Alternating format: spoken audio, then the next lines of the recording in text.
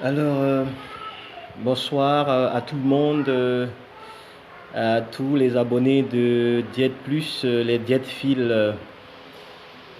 Comme convenu, nous sommes là ce soir afin de nous entretenir sur un thème spécifique. Donc, il est aussi important que nous puissions échanger afin de nous éclairer sur certaines thématiques. Donc, moi, c'est Dr Hurupu Jacques. Je suis diététicien nutritionniste, spécialiste en diététique des pathologies cardiovasculaires et métaboliques. Et donc, nous allons ensemble aujourd'hui, ce soir, parler un peu de comment il faut gérer la faim lorsqu'on mange diététique. Aujourd'hui, tellement des gens s'intéressent à suivre des régimes. Et comment il faut suivre ces régimes-là? Et souvent, certains disent, quand ils suivent des régimes, ils ont parfois faim. Comment il faut gérer cela en plein milieu de la nuit? Ils se réveillent et ils ne savent quoi faire. Il y a également souvent des problèmes le soir. Que faut-il manger? Donc, tant de questions que nous allons ensemble rapidement aborder cela. Donc, premièrement, c'est quoi d'abord un régime alimentaire? Alors, un régime alimentaire, c'est d'abord une modification de l'alimentation habituelle à des fins soit thérapeutiques ou bien soit à des fins pour prendre soin de soi. Voilà un peu d'une manière simple ce qu'on entend par un régime alimentaire. Ça veut dire quoi? Ça veut dire que on essaye déjà de modifier votre alimentation habituelle à des fins thérapeutiques. Ça veut dire que si vous souffrez de diabète ou bien vous souffrez, je ne sais pas, d'une insuffisance rénale, on essaie de voir comment on peut adapter votre alimentation pour que cela puisse aider à ce que vous puissiez véritablement mieux vous prendre en charge, voilà, sur le plan alimentaire. Ou bien encore, un régime alimentaire, c'est juste voir comment amener à ce que vous mangez puisse contribuer aussi à votre bien-être. Donc, on n'a pas besoin forcément de tomber malade ou bien soit de souffrir d'une maladie avant de suivre un régime alimentaire. Voilà. On peut également facilement se dire que je voudrais véritablement être épanoui dans mon santé et donc je voudrais voir comment je peux harmoniser mon alimentation par rapport à ce que je mange. Bon, voilà un peu ce qu'on peut entendre par régime alimentaire. Et il y a plusieurs types de régimes alimentaires. Nous en avons beaucoup aujourd'hui, mais il y a deux grands types, juste que je voudrais simplifier cela. Il y a ce qu'on appelle les régimes amaigrissants et il y a des régimes à but thérapeutique. Voilà, ça veut dire quoi? Ça veut dire qu'il y a des régimes aujourd'hui où les gens veulent maigrir et tout cela, mais il y a aussi des régimes où c'est à but, par exemple thérapeutique, c'est à but de contribuer pour la guérison d'une personne. Les deux grands. Mais en dessous, nous avons des types, par exemple, des régimes végétariens, voilà, où la personne mange beaucoup plus végétal, dans le règne végétal. Mais dans le régime végétarien, on peut aussi intégrer, par exemple,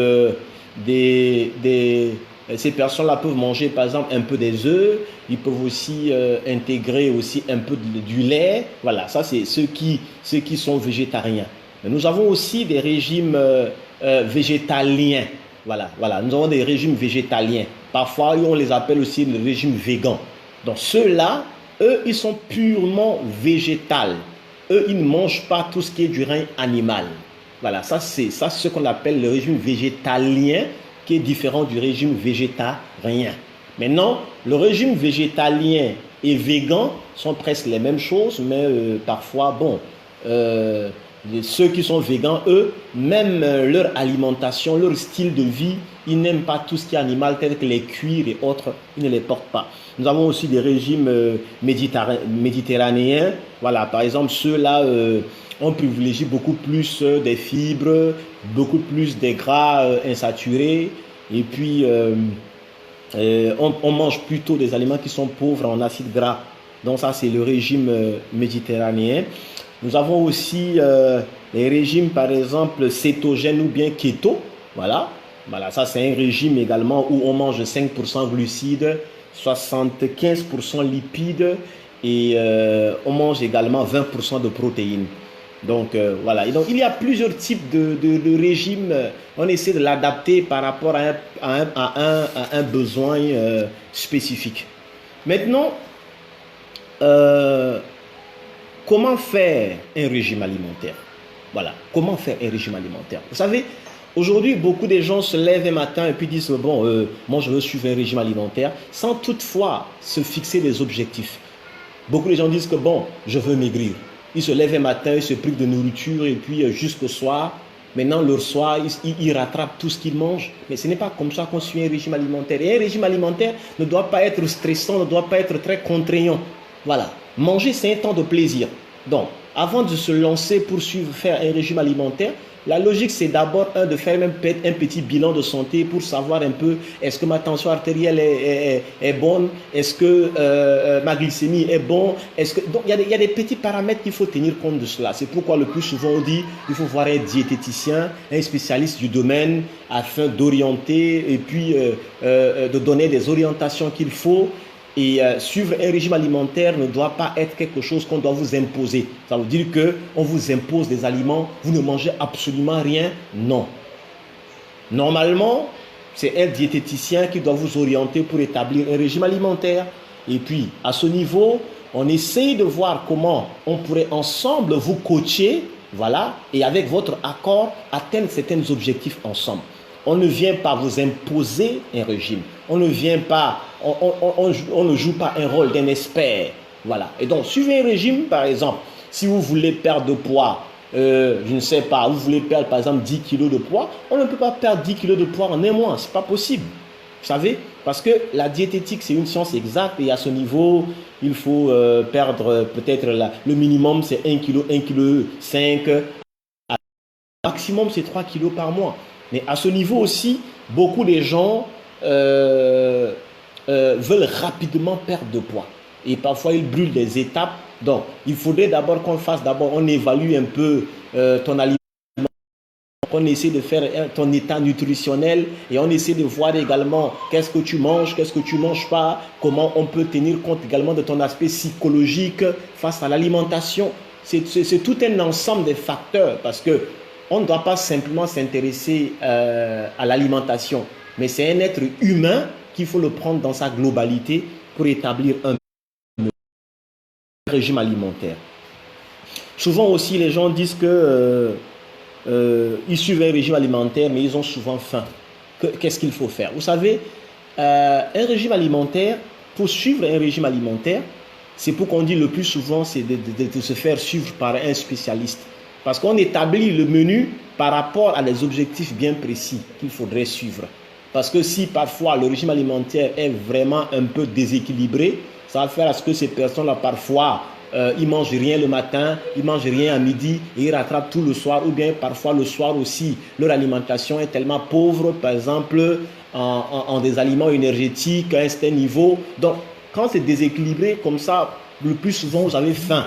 C'est pourquoi il est important de savoir comment repartir les portions des aliments, la place des protéines, la place des légumes, la place également des glucides, la place aussi de l'eau, même la place aussi de la mastication, parce que le plus souvent les gens n'arrivent pas aussi à bien mastiquer, à bien mâcher les aliments.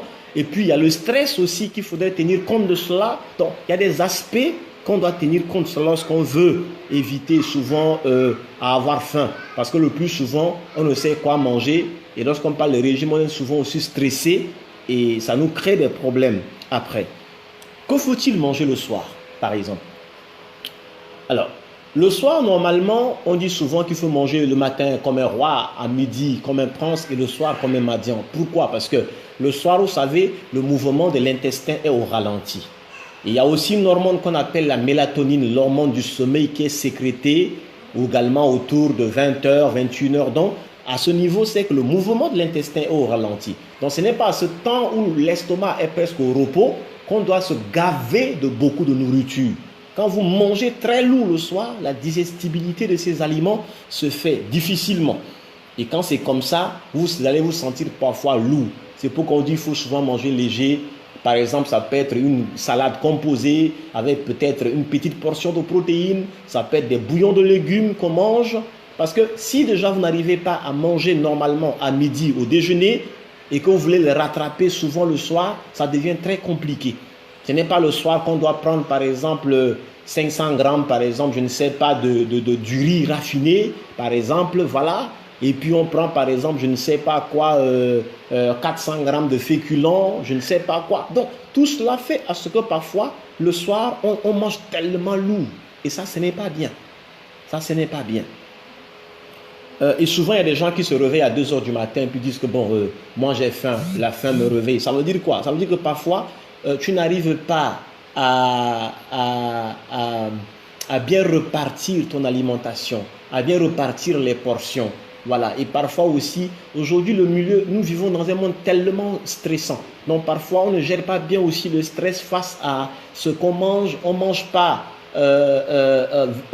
vraiment. On mange, mais parfois, on n'est pas là.